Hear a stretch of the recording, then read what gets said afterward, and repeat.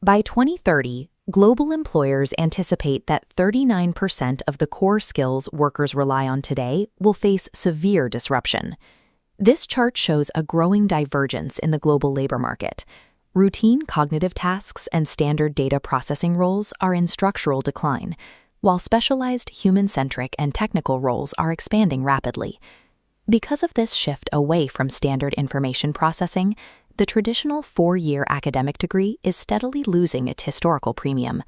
A recent comprehensive K-12 education review out of Stanford University found that AI tools are highly effective at alleviating a student's cognitive burden, creating a learning environment that is incredibly smooth and frictionless.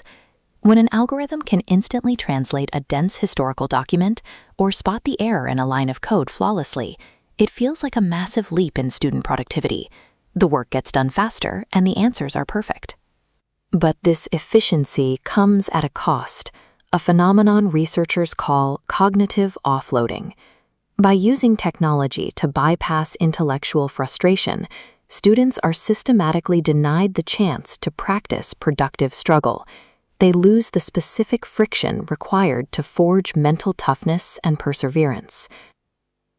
As this machine-led ease becomes the new baseline, students begin to observe the logical conclusion. They see an algorithm solve in seconds what took them years to learn, and that realization shifts from convenience to existential dread. This is automation anxiety, the cold understanding that the foundational skills they are building today may be rendered entirely obsolete by graduation.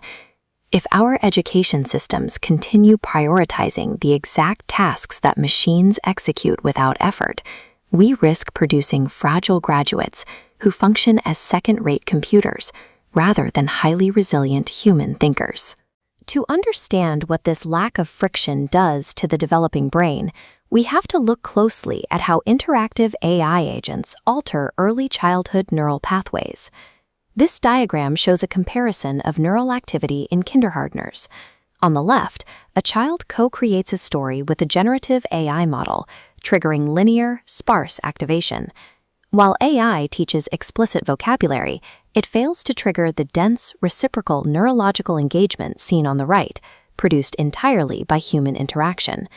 When interacting with adults, children must steer the conversation, demanding spontaneous curiosity and complex follow-up questions. Generative AI is engineered to be endlessly patient and entirely subservient. It provides immediate answers without requiring any real conversational effort or social navigation from the user. Biological cognitive growth does not thrive on the instant accommodation of a programmed machine. It requires the unpredictable, demanding friction of genuine human connection. Because AI agents do not require emotional labor or demonstrate offense, psychologists are tracking a documented rise in parasocial attachment risks. Children are increasingly using abrupt, unilateral commands with AI, bypassing standard social etiquette like politeness markers or gratitude.